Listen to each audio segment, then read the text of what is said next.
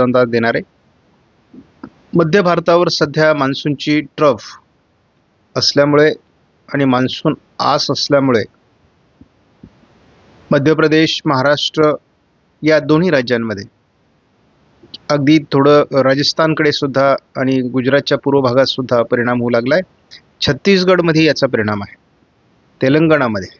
तर मुख्यत्वे मध्य प्रदेश आणि महाराष्ट्र यावर अधिक प्रभाव असल्यामुळे महाराष्ट्राच्या उत्तरेकडून मराठवाडा, विदर्भाच्या काही भागात चांगल्या प्रकारचा पाऊस, मुसळधार पाऊस काल काही भागात झालेला आहे.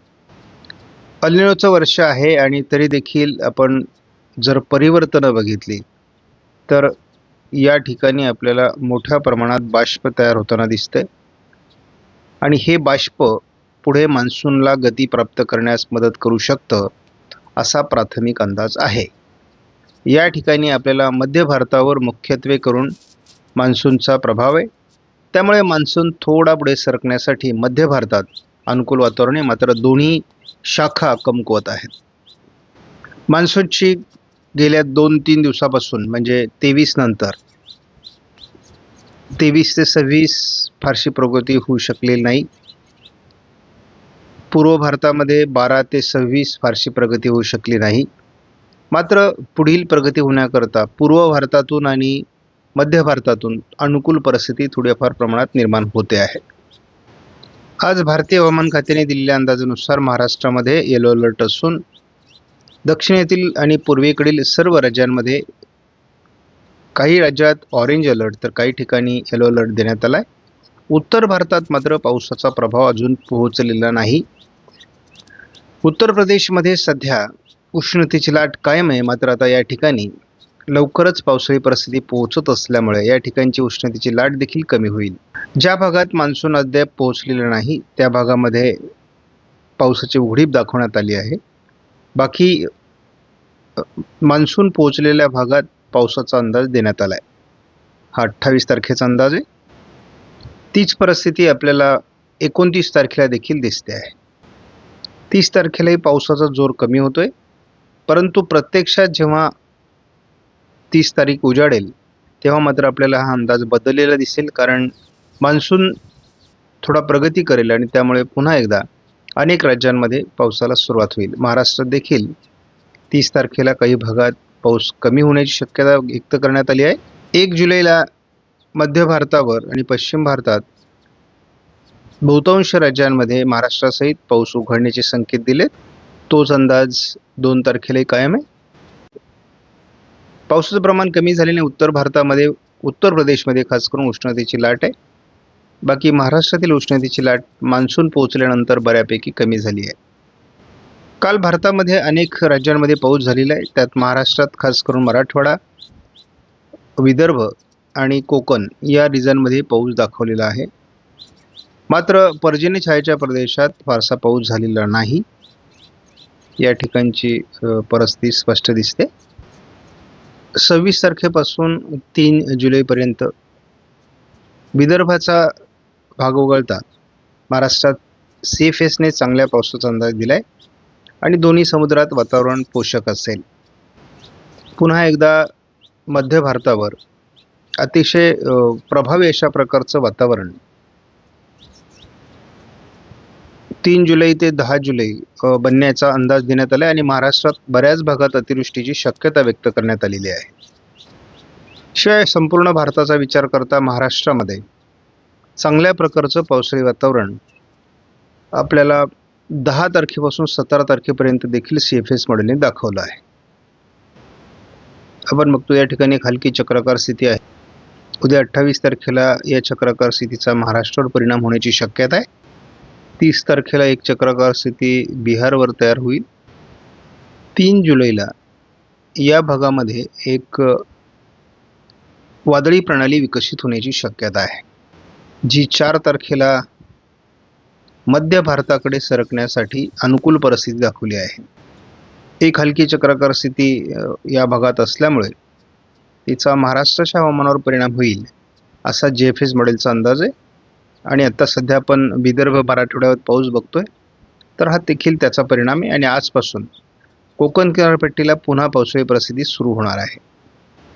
या चक्राकार स्थितीचा महाराष्ट्रावर परिणाम होण्याची शक्यता 28 तारखेला देखील दाखवण्यात आली आणि महाराष्ट्रात बऱ्याच भागात जोरदार पाऊस देखील होऊ शकतो.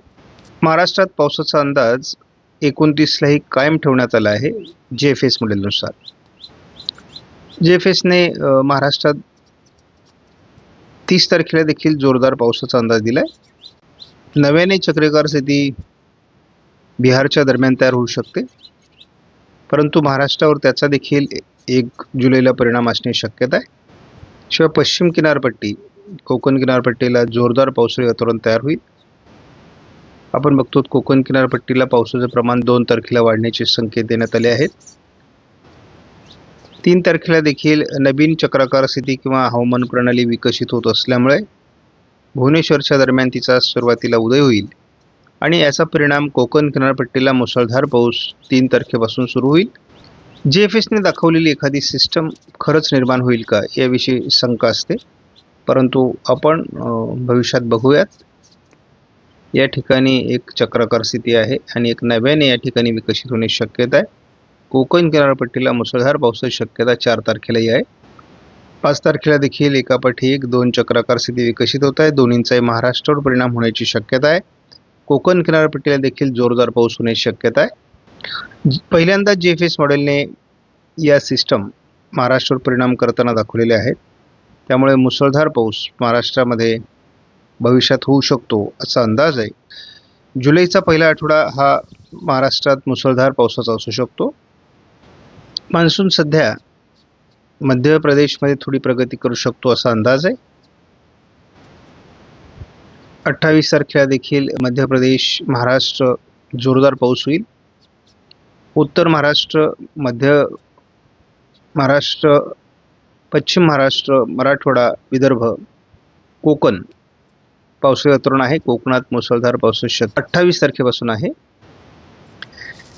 29 तारखेला विदर्भ, मराठवाडा, उत्तर महाराष्ट्र, मध्य महाराष्ट्र, पश्चिम महाराष्ट्र, कोकण पावसाळी प्रमाण वाढेल. थोडं सह्याद्रीच्या पर्वतरांगांच्या पूर्व भागात पावसाचं प्रमाण कमी राहण्याची शक्यता आहे. पर्जन्यछायेचा प्रदेश 30 तारखेला देखील आपण बघतो विदर्भ, मराठवाडा, पश्चिम महाराष्ट्र, उत्तर महाराष्ट्र आणि कोकण पावसाळी परिस्थिती आहे.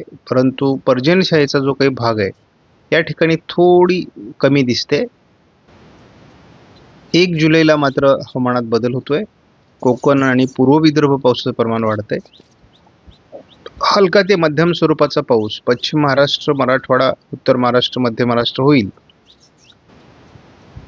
2 तारखेला देखील अतिशय उत्तम अशा प्रकार वातावरण तयार होतंय आणि यामध्ये आपण बघतो मोठ्या प्रमाणात कोकण किनारपट्टीला पाऊस होण्याची शक्यता आहे. पूर्व विदर्भात पावसाचं प्रमाण वाढणार आहे आणि आपण या ठिकाणी बघतो की मान्सून पूर्वेकडून सुरुवातीला प्रगती करेल असं दिसतंय आणि थोडाफार प्रमाणात तो वारे पुढे सरकल्यामुळे गुजरातमध्ये देखील 2 तारखेपर्यंत प्रभाव पाडेल असं दिसतंय. 3 तारखेपासून महाराष्ट्रात सर्वदूर पावसाची शक्यता वाढते. पूर्व विदर्भ आणि कोकण मुसळधार पावसाची शक्यता आहे. 4 तारखेला देखील मान्सून बऱ्यापैकी प्रगती करणार आहे. त्याच्यामुळे पूर्वेकडून प्रगती होते. दिल्लीपर्यंत मान्सून पोहोचण्याची शक्यता आहे 4 तारखेला आणि एक वादळी प्रणाली मध्य भारतावरून सरकत असल्यामुळे आणि त्या पाठोपाठ पुन्हा बंगालच्या उपसागरात नवीन वादळी प्रणाली विकसित होत असल्यामुळे वातावरण बदलतंय. दरम्यानच्या काळात कोकण किनारपट्टीला मुसळधार पाऊस आहे. पूर्व विदर्भात मुसळधार पाऊस आहे. अगदी महाराष्ट्रात देखील सर्वदूर पावसाची शक्यता वाढते आहे आणि आपण यापूर्वी सांगितलेलं आहे की विशाखापट्टणमच्या दरम्यान जेव्हा एखादी वादळी प्रणाली विकसित होईल तेव्हाच महाराष्ट्रात पावसाचं प्रमाण वाढेल आणि या काळात वैशिष्ट्य म्हणजे बंगालच्या उपसागरातून जेव्हा सिस्टम भारतावर येतात तेव्हा मुख्यत्वे करून पर्जन्यछायेच्या प्रदेशातही पाऊस होतो. आपण एक हवामानातला महत्त्वाचा बदल बघितला तर आपल्याला अरबी समुद्रामध्ये फारशा हालचाली दिसत नाहीत. त्याचबरोबर दक्षिण बंगालच्या उपसागरातही फारशा हालचाली नाहीत. आता या ज्या हालचाली आहेत त्या उत्तर बंगालच्या उपसागरात म्हणजेच पूर्व शाखेला बळ देणाऱ्या आहेत. 5 तारखेला आपण बघतो की एक जी चक्राकार स्थिती आहे ती गुजरात पूर्व भागावर परिणाम करणार आहे. त्यामुळे मराठवाड्यात आणि उत्तर महाराष्ट्रात, कोकणात मोठ्या प्रमाणात पाऊस असण्याची शक्यता आहे. त्यामुळे महाराष्ट्रात 5 तारखेलाही मुसळधार पावसाची शक्यता बऱ्याच भागात आहे. 6 तारखेला मात्र हे वातावरण गुजरातकडे सरकणार आहे. त्यामुळे कोकण किनारपट्टीला पाऊस राहील, थोडा पूर्व विदर्भात राहील, परंतु पश्चिम महाराष्ट्रातून पाऊस उघडायला सुरुवात होईल. एक लक्षात घ्या की 6 तारखेला भारताच्या बऱ्याच भागात मान्सूनचा प्रभाव पोहोचलेला असेल. आपण 7 तारखेला ही सिस्टम थोडी गुजरातवर आणि मध्य प्रदेशवर प्रभाव टाकणार आहे. त्याच वेळेस ती महाराष्ट्राच्या उत्तर कोकण आणि उत्तर महाराष्ट्रात देखील परिणाम करण्याची शक्यता आहे. 8 तारखेला देखील नंदुरबार, धुळे, नाशिक भागावर परिणाम असणार आहे. त्यामुळे या ठिकाणच्या शेतकऱ्यांनी पूर्वतयारीला लागावं. कोणाचे जर टोमॅटो वगैरे असतील तर या ठिकाणच्या शेतकऱ्यांनी ते मजबूत पद्धतीने बांधून कसे ठेवता येतील किंवा त्या संदर्भातली पूर्वतयारी करा, कारण वादळी परिस्थिती थोडी जुलैमध्ये उत्तर महाराष्ट्रात परिणाम करणार आहे. 9 तारखेपासून मात्र स्थानिक स्वरूपाचं वातावरण कमी होणार आहे. म्हणजे थोडक्यामध्ये भरपूर पाऊस झाल्यानंतर जी काही विश्रांती हवी असते ती आपल्याला या ठिकाणी निर्माण होईल. 10 तारखेला कोकणात पाऊस चालू राहणार आहे. आपण 10-11 तारखेला एक बघतो की गुजरात, राजस्थानकडे जरी पाऊस सरकला तरी आपल्याला अरबी समुद्रामध्ये फारसं पोषक वातावरण नाही आहे. त्यानंतर बंगालच्या उपसागराच्या बहुतांश भागात उघडीप आहे आणि एल निनोचा हा प्रभाव आहे. बाष्पच नाही तर पाऊस कुठून येणार अशी परिस्थिती आहे. त्यामुळे पुढे खंड पडणार की काय हे आपल्याला अजून अनिश्चित आहे. एखाद्या वेळेस बंगालच्या उपसागरात नव्याने वातावरण तयार होऊ शकतं, परंतु ते आत्ताच सांगणं कठीण आहे. मान्सून संपूर्ण भारतात 11 तारखेपर्यंत पोहोचलेला असेल. आपण जेव्हा पुढील पंधरवड्याचा एकत्रित अंदाज बघतो तेव्हा स्पष्ट